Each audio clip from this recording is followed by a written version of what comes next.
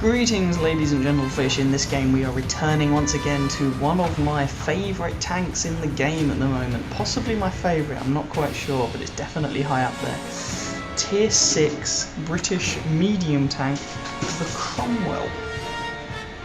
Now, if you've seen any of my other videos, you've probably noticed that I've got a few Cromwell games up already, including my Ace Tanker game. I mean, this is the Cromwell is a lovely machine. It's got a decent gun. It's very fast and mobile. The only real downside to, but there are two downsides to it. Firstly, the armor is, well, okay, three downsides, I suppose.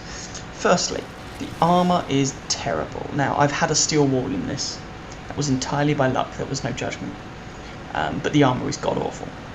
Secondly, the gun depression could be better. But if the gun depression would be better, you know, you'd start to encroach on sort of the E8, the Easy 8s thing, the Sherman. And last but by no means least, the signal range is garbage. And that's the thing that really hampers this as a scout. But you can still use it a bit like a scout, and I tend to play it quite aggressively, get into a forward location, get some spots off, drops a good one. Now, equipment wise, I've since changed the equipment, but here I'm using a repair kit, a bit of lag, repair kit, binocular telescopes and camo net, which is my generic move around equipment. As I'm keeping this tank, I now use a gun rammer, coated optics and improved vents. If it could take it, it would most definitely have a vertical stabilizer.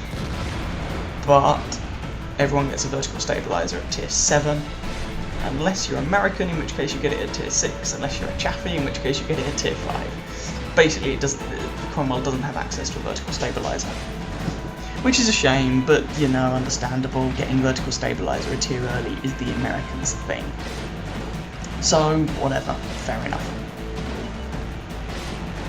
So, just trying to use my coated optics, not coated optics, sorry, binocular telescopes to get some spots, and that is an ARL with the side of his turret pointing at me, and so we'll take a shot or two at him. And we get a penetrating hit in. And move! Ouch! Because if we've been spotted, someone will shoot you because a Cromwell is a soft target.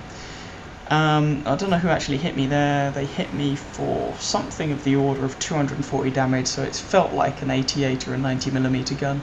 That could be the T29 if he's got the 90mm, could be a Tiger, could be a Jagdpanther, not the ARL because I knew where he was, could be a VK, could be a Nashorn, you know, could be a whole variety of things.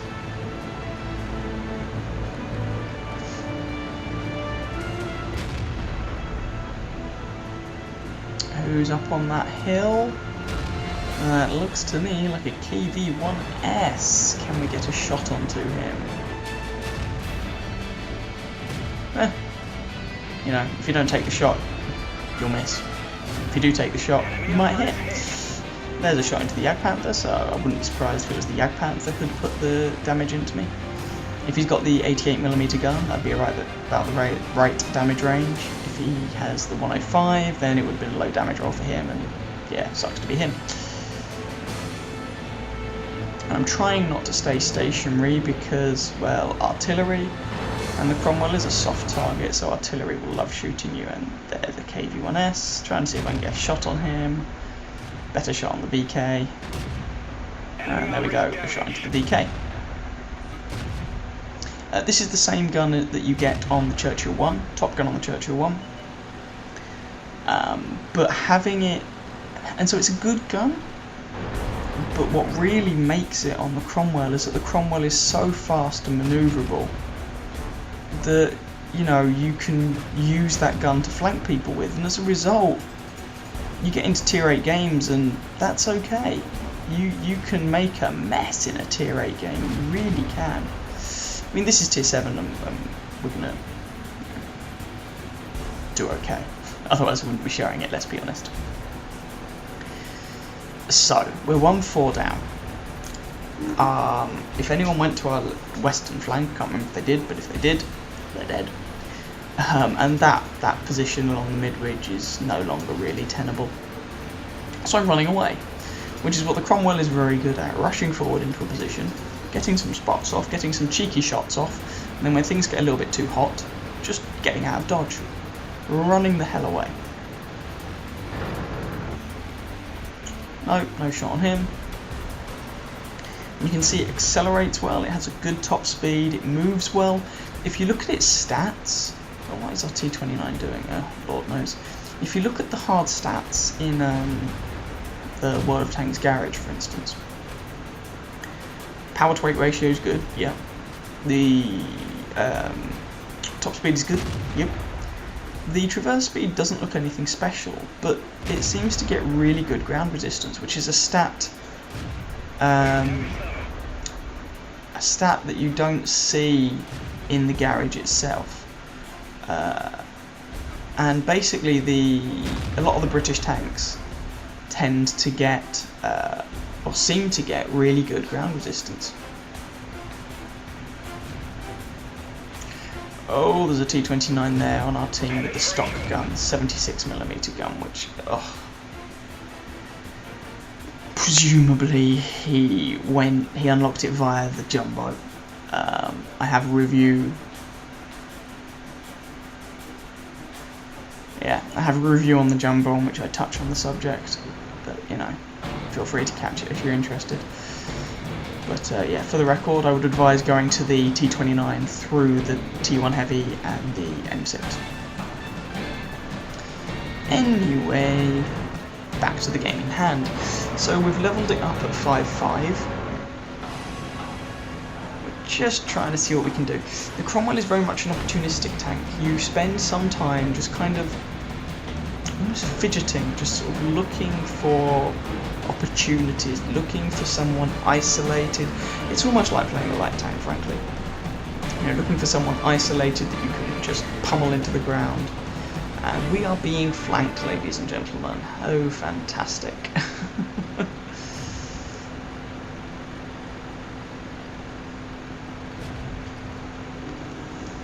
So the score's 6-6, and sensibly our artillery is just running away. Otherwise it's going to get overwhelmed by a pair of medium tanks and die, and then he's no use to anybody. So, kudos to that artillery player for knowing when to flee.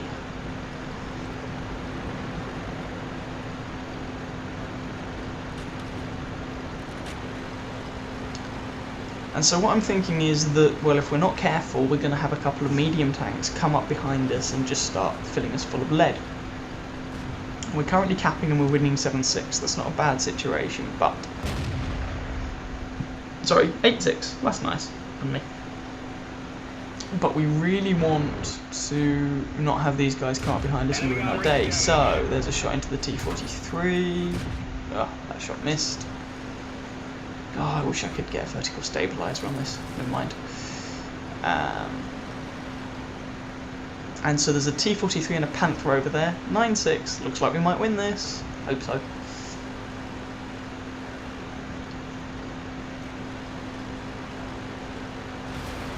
Ah, 9-7. We lose our SU-122-44.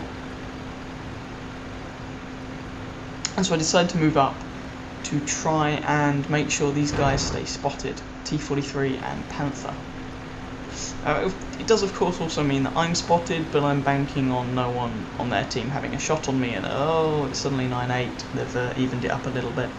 T-43 is moving away now, leaving the Panther up here.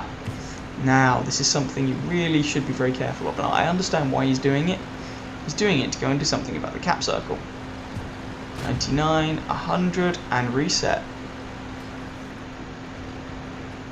Now, I'm not sure if someone reset us, or if one of our tanks drove out of the cap circle.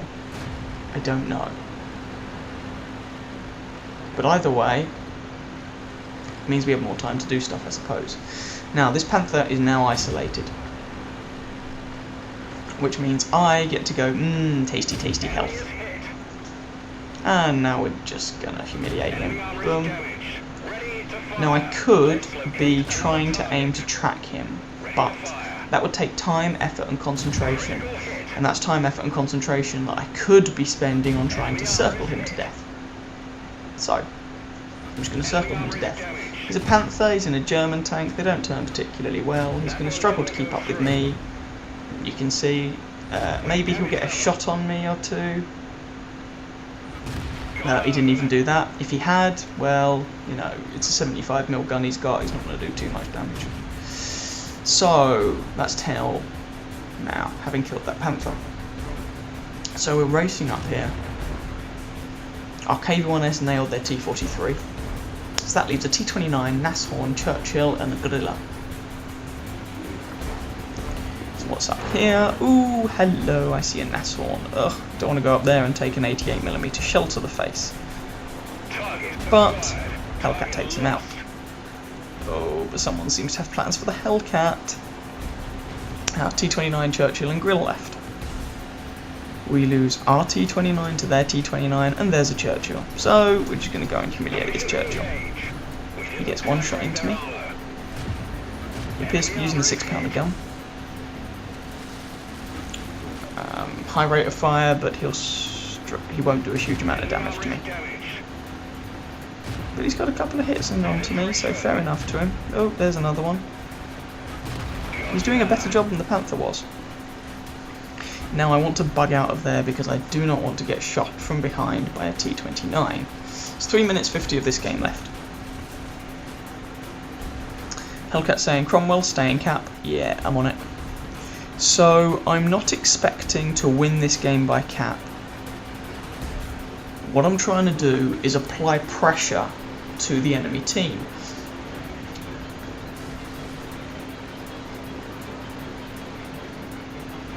And so we are slowly capping. If it hits 100%, obviously, we win. And so the enemy has to do something. Now I'm not currently spotted, so the enemy artillery doesn't know exactly where I am. T-29 doesn't know exactly where I am. And so we're trying to force him to come down off of the hill and get involved.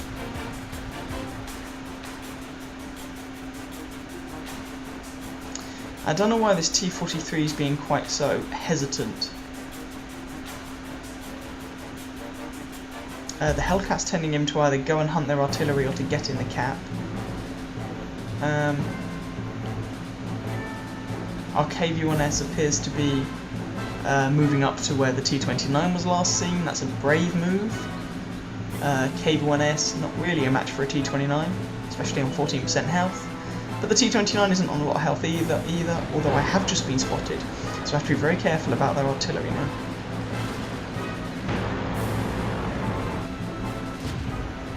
We have a shot, just in case, you know, we might hit him. They've already spotted me, so why not?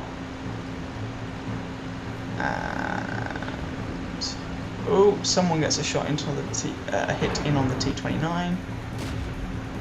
There's another one. Looks like it might be the T-43 because, you know, assuming the KV-1S has the big gun, it would do a lot more damage than that. But the T-43 is still chilling. He's still hanging back there.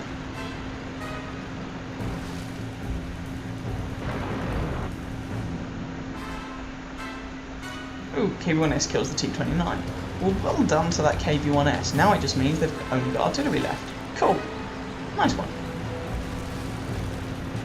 And I'm about to make a massive mistake.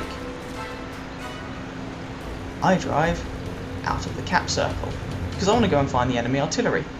What I hadn't noticed was the amount of time we have left. Just over a minute. So I suddenly look at it and go, ah, crap. Hellcat's saying you shouldn't have gotten out the cap circle. He's right. Should have just capped it out. Because there's not enough time now. Damn it. Okay. So now the pressure is on to find the enemy artillery, to find that Griller. If I was in most other machines, then we'd have just lost because of me. That would be so bitter. But I'm not in any other machine. I'm in Cromwell. Hello, there he is. One shot into him. Second shot misses. And there we go. kill the artillery, and just managed to get a win. I almost managed to snatch defeat from the jaws of victory there, so you do have to be a little bit careful. And this is patch 8.11, and so they give you they let you know your second class, first class badges, ace tanker, all that jazz, every time you do a match that is enough experience to qualify for it, which I think is great because it gives you an idea of how well you did. And that was actually an ace tanker game. Another one. I've already got my mastery badge, ace tanker in the Cromwell, but there's another one. It's all good. So I hope you guys enjoyed that game. If you did, please feel free to catch some of my other videos and or subscribe to my channel. And I wish you happy hunting on that battlefield. Ciao, ciao.